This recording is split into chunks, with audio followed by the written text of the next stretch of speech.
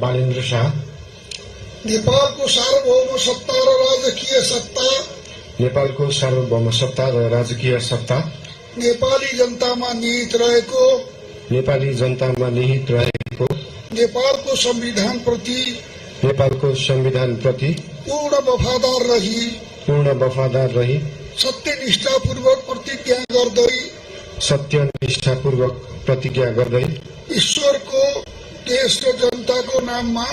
ईश्वर, देश र जनताको नाममा शपथ लिन्छु कि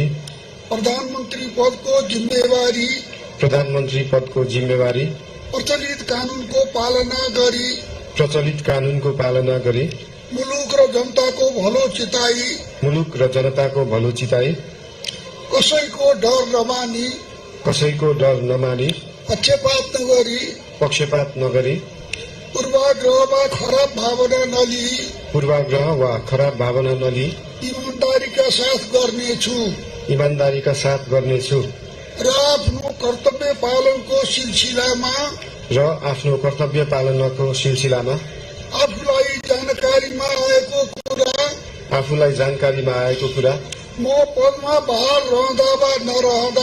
म पदमा बहाल रहँदा वा नरहँदा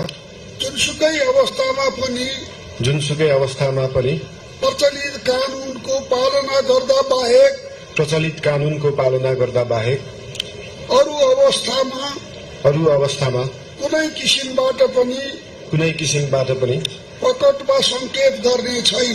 प्रकट वा संकेत गर्ने छैन। धन्यवाद। यसपछि